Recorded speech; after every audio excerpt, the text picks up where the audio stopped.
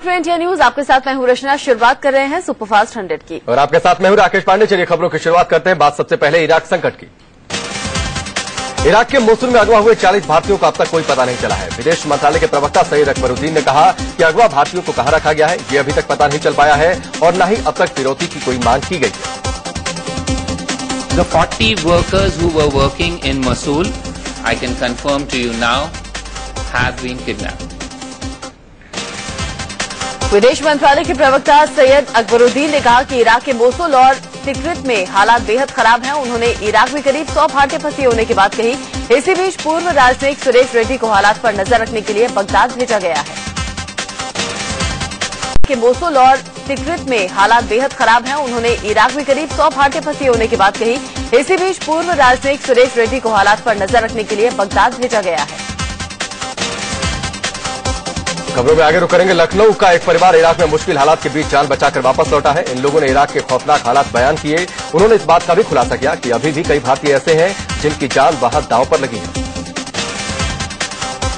Iraq में जिन 40 भारतीय नागरिकों को अगवा किया गया है उनमें होशियारपुर के कई लोग भी शामिल हैं। इस इलाके से 9 लोग इराक गए थे, लेकिन इनके अगवा होने की आशंका जताई जा रही है। अपनों की सलामती के लिए पीड़ित परिवार चिंतित है। इराक में भारतीयों के फंसे होने की खबर से पंजाब के कई परिवारों में मातम पसर गया। अमृतसर के मजीठा के रहने वाले मनजिंदर के परिवार का रो रो कर बुरा हाल है। मनजिंदर के साथ साथ पंजाब के कई युवक इराक में काम करने गए। पंजाब के कई परिवार इराक में जारी हिंसक संघर्ष के बीच फंसे हुए हैं। उनके परिजनों ने गुरुद्वारे में जाकर उनकी सलामती की दुआ मांगी। परिजन अनहोनी की आशंका को लेकर घबराए हुए हैं। इराक में काम करने वाले अमृतसर के निशान सिंह के परिवार बेहद परेशान है। निशान मोसुल शहर में काम करते थे। अनहोनी की आशंका से निशान की पत्नी और मां का रो रो कर बुरा हाल है। इराक में केरल के एक परिवार की 3 लड़कियां भी फंसी हुई हैं। तीनों नर्स की नौकरी के लिए वहां गई थी। 40 भारतीय नागरिक को बंधक बनाए जाने की खबर से पूरा परिवार डरा हुआ है। इराक में फंसी केरल की नर्सों को सुरक्षित वापसी के लिए केरल के मुख्यमंत्री ओमन चांडी ने विदेश मंत्री सुषमा स्वराज से बात की है। उधर नर्सों को राजधानी बगदाद तक लाने के लिए अंतर्राष्ट्रीय एजेंसियों की भी मदद ली जा रही है। इराक में सुन्नी चरमपंथियों की गुट ISIS के तांडव के बीच तिक्रित शहर में कई भारतीय छात्र भी फंसे हुए हैं। बमबारी के बीच उन्हें वहां से निकलना एक बड़ी चुनौती साबित हो रहा है। बिहार के औरंगाबाद जिले का एक परिवार भी इराक संकट का दंश झेल रहा है। इस परिवार का मुखिया एक कंस्ट्रक्शन कंपनी में काम करता है। 11 जून को उसके परिवार से आखिरी बार बात हुई थी। हालात बिगड़ने के बाद उससे कोई संपर्क नहीं हो पा रहा। उधर इराक में संकट गहराता जा रहा है। ISIS के लड़ाके राजधानी बगदाद के करीब पहुंच गए हैं। बगदाद से 60 किलोमीटर दूर सुरक्षा बलों और आतंकियों के साथ जंग जारी है। आतंकियों ने उत्तरी बगदाद के एक बड़े इलाके को अपने कब्जे में ले लिया है। ISIS के आतंकियों ने देश की सबसे बड़ी ऑयल रिफाइनरी पर भी हमला कर दिया। बगदाद से 210 किलोमीटर दूर स्थित बैजिर रिफाइनरी पर मोटार और बंदूकों से हमला किया गया। आतंकियों के इस हमले के बाद ऑयल रिफाइनरी को बंद कर दिया गया है। माना जा रहा है कि इस ऑयल रिफाइनरी के बंद होने से भारत में तेल की किल्लत हो सकती है। भारत जिन देशों से सबसे ज्यादा तेल मंगवाता है उनमें इराक दूसरे नंबर पर है। इराक में आतंकियों ने कई शहरों पर कब्जा कर लिया है। इस बीच इराक ने अमेरिका से आतंकियों के खिलाफ हवाई हमले करने की अपील की है। अमेरिका के सैन्य कमांडर ने इस बात की पुष्टि की। आज 8 सीटों पर राज्यसभा चुनाव है। इसमें बिहार की 3 जबकि झारखंड और उत्तर प्रदेश, ओडिशा, मध्य प्रदेश और महाराष्ट्र की एक-एक सीट शामिल है। राजीव प्रताप रूडी, रामविलास पासवान और रामकृपाल यादव के इस्तीफे से सीट खाली होने पर बिहार में राज्यसभा उपचुनाव हो रहे हैं। आरजेडी प्रमुख लालू यादव ने बिहार में राज्यसभा चुनाव में जेडीयू को समर्थन देने का ऐलान किया है। आरजेडी की बैठक में लालू प्रसाद यादव ने समर्थन को लेकर फैसला लिया। नीतीश कुमार ने लालू प्रसाद यादव से राज्यसभा चुनाव को लेकर समर्थन मांगा। दरअसल जेडीयू ने राज्यसभा के लिए 3 उम्मीदवार चुनाव मैदान में उतारे थे, जिनमें से शरद यादव निर्विरोध चुने गए। लेकिन 2 उम्मीदवारों गुलाम रसूल बलियावी और पवन वर्मा को लेकर पेच फंसा हुआ था, जिनके लिए आरजेडी से समर्थन मांगा गया था। यूपी विधानसभा का सत्र आज से शुरू हो रहा है, जो 18 जुलाई तक चलेगा। बजट 20 जून को पेश किया जाएगा और इस पर 21 से 24 जून तक चर्चा चलेगी। ये फैसला मुख्यमंत्री अखिलेश यादव की अगुवाई में हुई सर्वदलीय बैठक में हुआ। वहीं विधानसभा सत्र से एक दिन पहले एसपी, बीएसपी, बीजेपी, आरएलडी ने अलग अलग विधानमंडल की बैठक की, जहां एसपी ने विरोधियों के खिलाफ अपनी रणनीति बनाई। वहीं एसपी विरोधी पार्टियां कानून व्यवस्था को लेकर सरकार को घेरने के मूड में हैं। आंध्र प्रदेश विभाजन के बाद विधानसभा का पहला सत्र आज से शुरू हो रहा है। आज अस्थायी अध्यक्ष पी नारायण स्वामी नवनिर्वाचित विधायकों को विधानसभा की सदस्यता की शपथ दिलाएंगे। 20 जून को विधानसभा अध्यक्ष और उपाध्यक्ष का चुनाव होगा। उसके अगले दिन राज्यपाल ESL नरसिम्हम विधानसभा और विधानसभा परिषद की संयुक्त बैठक को संबोधित करेंगे। 23 और 24 जून को राज्यपाल के अभिभाषण पर चर्चा होगी। महाराष्ट्र के राज्यपाल के शंकर नारायणन से इस्तीफा देने को कहा गया है। केंद्रीय गृह सचिव ने उन्हें इस्तीफे के लिए फोन किया था, लेकिन नारायणन ने कह दिया कि जब तक उचित अथॉरिटी न कहे वो इस्तीफा नहीं देंगे। लखनऊ में सीएम अखिलेश यादव और कैबिनेट मंत्री राजेंद्र चौधरी ने राजभवन जाकर बीएल जोशी से मुलाकात की। बीएल जोशी ने मंगलवार को राज्यपाल के पद से इस्तीफा दिया था, जबकि उनकी जल्द राजभवन से विदाई होने वाली है। भारतीय प्रशासनिक सेवा के वरिष्ठ अधिकारी राजीव नयन चौबे की प्रधानमंत्री कार्यालय में अतिरिक्त सचिव के रूप में नियुक्ति को रद्द कर दिया गया है। नियुक्ति रद्द करने का कारण नहीं बताया गया। उन्हें 13 जून को प्रधानमंत्री कार्यालय में नियुक्त किया गया था।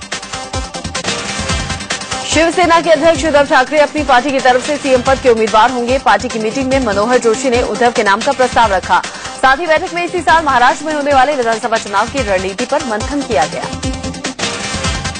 गाजियाबाद एसडीजेएम कोर्ट ने एमएनएस सुप्रीमो राज ठाकरे के खिलाफ दायर एक याचिका के मामले में गैर जमानती वारंट जारी किया है। राज्य में बिहार के लोगों पर आपत्तिजनक टिप्पणी की थी। कई बार समन भेजने पर भी वो कोर्ट में पेश नहीं हुए थे। झारखंड के हजारीबाग जेल में बंद बीजेपी के वरिष्ठ नेता यशवंत सिन्हा को जमानत मिल गई। पहले बेल बॉन्ड भरने से इनकार करने वाले यशवंत ने 7,000 का मुचलका भरा, जिसके बाद उन्हें जमानत मिली। लालकृष्ण आडवाणी ने उन्हें बेल के लिए मनाया था। रूस के उप प्रधानमंत्री दिमित्री ओरोगिजिन ने विदेश मंत्री सुषमा स्वराज से मुलाकात की। इस दौरान दोनों देशों के बीच कारोबार और ऊर्जा सुरक्षा समेत कई मुद्दों पर द्विपक्षीय बातचीत हुई। प्रधानमंत्री नरेंद्र मोदी अगले महीने जापान के दौरे पर नहीं जाएंगे। सूत्रों से खबर है कि बजट सत्र के बाद ही वो जापान का दौरा करेंगे। बजट सत्र के अगस्त के पहले हफ्ते में करीब खत्म होने के आसार हैं। आम आदमी पार्टी ने दिल्ली में जल्द चुनाव करवाने का प्रस्ताव पास किया है। अरविंद केजरीवाल की अगुवाई में हुई पार्टी विधायकों की बैठक में यह फैसला हुआ। बीजेपी पर पद और पैसे का लालच देकर आम आदमी पार्टी को तोड़ने का आरोप भी लगाया गया। बैठक से पहले आम आदमी पार्टी के विधायक राजेश गर्ग ने कहा कि उन्हें बीजेपी की तरफ से पैसे और पद का लालच दिया गया था। संपर्क हुआ, ये बात 100% सच है। उसकी रिकॉर्डिंग मैं आपको दे दूंगा। मुझसे यही कहा कि आप देखिए आम आदमी पार्टी खत्म होने वाली है, आप जैसे सीनियर लोग क्या करेंगे, अच्छा है कि बीजेपी में आप आ जाइए, को पैसे का इंतजाम भी करेंगे, पावर भी मिलेगी, काम करने का मजा आएगा। आम आदमी पार्टी का वरिष्ठ नेता गोपाल राय ने भी आरोप लगाया है कि दिल्ली में सरकार बनाने के लिए बीजेपी राजनीतिक भ्रष्टाचार कर रही है और विधायकों को तोड़ने में लगी है। हालांकि दिल्ली में सरकार बनाने की अटकलों को केंद्रीय मंत्री और बीजेपी के वरिष्ठ नेता नितिन गडकरी ने खारिज किया है। उन्होंने कहा कि बीजेपी दिल्ली में सरकार नहीं बनाएगी। उधर दिल्ली बीजेपी के प्रभारी प्रभात झा ने खरीद फरोख्त के आरोपों को खारिज किया। उन्होंने कहा कि हताशा में आम आदमी पार्टी बीजेपी पर ऐसे आरोप लगा रही है। बीजेपी पर लगे आरोप को आम आदमी पार्टी से निकाले गए विधायक विनोद कुमार बिन्नी ने अरविंद केजरीवाल की साजिश कहा। उन्होंने कहा कि अगर बीजेपी को संपर्क करना होता तो मुझसे करते। बिन्नी ने बीजेपी को सशर्त समर्थन देने की बात भी कही है।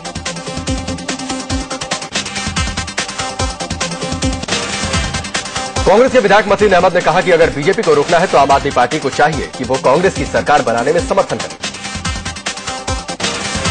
उधर कांग्रेस अध्यक्ष सोनिया गांधी ने आम आदमी पार्टी को फिर से समर्थन देने से इनकार कर दिया है। द टेलीग्राफ अखबार में छपी खबर के मुताबिक आम आदमी पार्टी की तरफ से कांग्रेस को संदेश भेजा गया था, लेकिन सोनिया राजी नहीं है। जेडीयू विधायक शोएब इकबाल का कहना है कि बीजेपी को रोकने के लिए आम आदमी पार्टी और कांग्रेस को मिलकर सरकार बनानी चाहिए। दिल्ली के इकलौते निर्दलीय विधायक रणबीर शौकीन ने बीजेपी को समर्थन देने का ऐलान किया है। उन्होंने कहा कि दिल्ली में बीजेपी ने सरकार बनाने की जो पहल की है वो स्वागत के लायक है। दिल्ली में बीजेपी अभी सरकार बनाने की कवायद ही कर रही है कि पार्टी में मुख्यमंत्री की रेस शुरू हो चुकी है। दिल्ली में ऐसे पोस्टर लगाए गए हैं जिसमें मीनाक्षी लेखी को सीएम के तौर पर प्रोजेक्ट किया गया है। आम आदमी पार्टी नए कानूनी पचड़े में फंस गई है। मसला इतना गंभीर है कि केजरीवाल की पार्टी की मान्यता भी रद्द हो सकती है। पार्टी की मान्यता लेने के लिए 100 लोगों के हलफनामे की जरूरत होती है। वो 100 लोग पार्टी के सदस्य हों और किसी दूसरी पार्टी से न जुड़े हों। आम आदमी पार्टी की ओर से जिनके हलफनामे दिए गए उनमें से 2 लोग ऐसे हैं जो जनराज्य पार्टी के सदस्य थे और उन्होंने पार्टी से इस्तीफा नहीं दिया था। जनराज्य पार्टी ने इस मामले को लेकर चुनाव आयोग से शिकायत की है और आपकी सदस्यता रद्द करने की अपील की है। दिल्ली में अरविंद केजरीवाल सरकार में कानून मंत्री रहे सोमनाथ भारती की मुश्किलें बढ़ सकती हैं। अफ्रीकी महिलाओं से बदसलूकी में उन पर 10 अलग अलग धाराओं के तहत मुकदमा दर्ज करने की सिफारिश की गई है। यह सिफारिश न्यायिक जांच आयोग की रिपोर्ट में की गई है। आयोग ने रिपोर्ट में लिखा है कि सोमनाथ भारती ने पद पर रहते हुए कानून की 10 आपराधिक धाराओं के तहत अपराध किया। रिपोर्ट के मुताबिक सोमनाथ भारती बिना किसी कानूनी अधिकार के खड़की गांव में अफ्रीकी महिलाओं के कमरे में घुसे, उन्हें गालियां दी और जान से मारने की धमकी दी। सोमनाथ भारती पर दंगा करने, मारपीट करने, अवैध रूप से बंदी बनाने, महिला से छेड़छाड़ करने और जान से मारने की धमकी देने के साथ साथ धर्म जाति के नाम पर टिप्पणी करने के आरोप है। खबर है कि दिल्ली पुलिस सोमनाथ भारती की गिरफ्तारी के बिना ही चार्जशीट कोर्ट में दायर करने की तैयारी में है। वहीं सोमनाथ भारती ने रिपोर्ट पर सवाल उठाते हुए कहा कि ये एसी रूम में तैयार की गई है। भारती ने यह भी कहा कि वो इस मसले को लेकर जनता के बीच जाएंगे। रेप के आरोपों से घिरे केंद्र सरकार में मंत्री निहाल चंद मेघवाल पहली बार कैमरे के सामने आए। उन्होंने किसी सवाल का जवाब तो नहीं दिया, लेकिन इतना जरूर कहा कि वो इस्तीफा नहीं देंगे। वो आज सीएम वसुंधरा राजे से मुलाकात करेंगे। मध्य प्रदेश एसटीएफ ने व्यापक घोटाले में कार्रवाई तेज करते हुए अलग अलग जिलों से कई गिरफ्तारियां की हैं। पीएमटी घोटाला में मध्य प्रदेश पुलिस ने इंदौर में छापेमारी की, 15 छात्र छात्राओं को हिरासत में लिया। एसटीएफ के मुताबिक 171 स्टूडेंट्स पीएमटी फर्जीवाड़े में शामिल हैं। पीएमटी घोटाले के मामले में मध्य प्रदेश के झाबुआ में पुलिस ने छापा मारकर 12 स्टूडेंट्स को हिरासत में लिया। पीएमटी भर्ती घोटाले में एसटीएफ की टीम भोपाल में इन छात्रों से पूछताछ करेगी। व्यापम घोटाले में मध्य प्रदेश सरकार के पूर्व तकनीकी शिक्षा मंत्री लक्ष्मीकांत शर्मा को एसटीएफ पहले ही गिरफ्तार कर चुकी है। 15 जून को भोपाल में लक्ष्मीकांत शर्मा को पूछताछ के लिए हिरासत में लिया गया था। पूछताछ के बाद उन्हें गिरफ्तार कर लिया गया। विपक्ष के नेता सत्यदेव कटारा ने शर्मा की गिरफ्तारी के बाद अब सीएम शिवराज सिंह चौहान से इस्तीफे की मांग की है। केंद्रीय मंत्री उमा भारती ने इस घोटाले को बिहार के चारा घोटाले से भी बड़ा घोटाला करार दिया है। व्यापम घोटाले में खनन कारोबारी और बीजेपी नेता सुधीर शर्मा की गिरफ्तारी पर पुलिस ने 5,000 रुपए का इनाम घोषित किया है। सीएम शिवराज सिंह चौहान के करीबी और जन अभियान परिषद के उपाध्यक्ष डॉक्टर अजय शंकर मेहता पहले ही गिरफ्तार हो चुके हैं। शिवराज सिंह चौहान ने विपक्ष की सीबीआई जांच की मांग खारिज कर दी है। शिवराज सिंह चौहान ने कहा कि कानून अपना काम कर रहा है। पीटी पीएमटी की परीक्षाओं में पैसे लेकर लोगों को नौकरी दिलवाई गई थी, जिसके बाद ये पूरा मामला सुर्खियों में आया था। आज कांग्रेस उपाध्यक्ष राहुल गांधी का जन्मदिन है। वो अब 44 साल के हो चुके हैं। राहुल गांधी विदेश में है, लेकिन दिल्ली में उनके जन्मदिन को लेकर कांग्रेस कार्यकर्ताओं ने जोरदार तैयारी की है। राहुल गांधी के बड़े बड़े पोस्टर बैनर तैयार किए गए हैं, साथ ही आतिशबाजी की भी तैयारी है। रेल बजट की तैयारी को लेकर आज रेल मंत्री सदानंद गौड़ा ने एक महत्वपूर्ण बैठक बुलाई है। बैठक में सभी जोनल मैनेजर, डीआरएम और रेलवे बोर्ड के सदस्य होंगे। इसमें रेल किराया, ट्रेनों में सफाई और बेहतर कैटरिंग, खर्चों में कटौती और फैसलों को तुरंत अमल में लाने की रणनीति पर चर्चा होगी। साथ ही लंबित परियोजनाओं में चुनिंदा परियोजनाओं को प्राथमिकता के आधार पर पूरा करने की रूपरेखा भी तैयार की जाएगी। पीएम नरेंद्र मोदी ने कैबिनेट की बैठक में मंत्रियों के समूह यानी कि डीओएम को खत्म करने के आदेश दिए। सरकार के आधिकारिक प्रवक्ता और मंत्री रविशंकर प्रसाद ने बताया, यूपीए सरकार के 80 मंत्रियों के समूह को खत्म किया जाएगा। इससे पहले महंगाई के मुद्दे पर पीएम ने उपभोक्ता मामलों के मंत्री रामविलास पासवान और कृषि मंत्री राधा मोहन सिंह के साथ बैठक की। बैठक में इन विभागों के सचिव भी मौजूद थे, जिन्होंने प्रेजेंटेशन दी।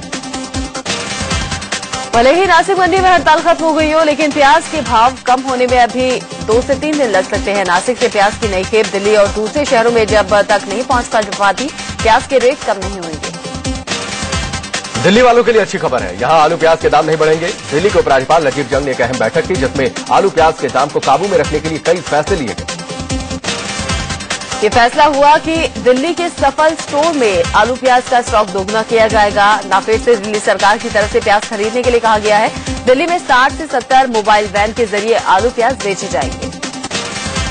उपराज्यपाल की बैठक में जमाखोरों के खिलाफ सख्त कदम उठाने का भी फैसला हुआ। इसके लिए दिल्ली पुलिस को निर्देश दिए गए। साथ ही दिल्ली के लोगों को अखबार के जरिए रोजाना आलू प्याज के दाम की जानकारी भी मिलेगी।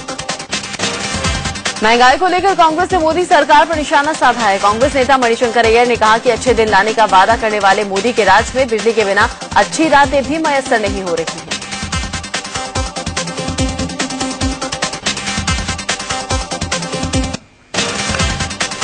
और चलिए इसी के साथ सुपरफास्ट 100 में फिलहाल रुकेंगे ब्रेक के लिए, और ब्रेक पर जब हम वापस आएंगे तो आपको बताएंगे दिल्ली में कहां हुई दरिया की एक लड़की से रेप का मामला सामने आया है।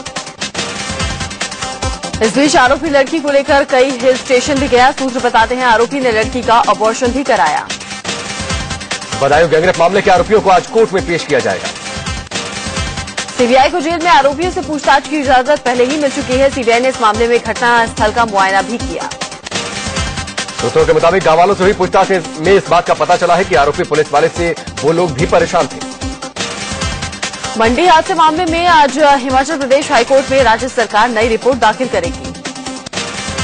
पिछली सुनवाई में कोर्ट ने हादसे के शिकार छात्रों के कॉलेज को भी पार्टी बनाने का निर्देश दिया था।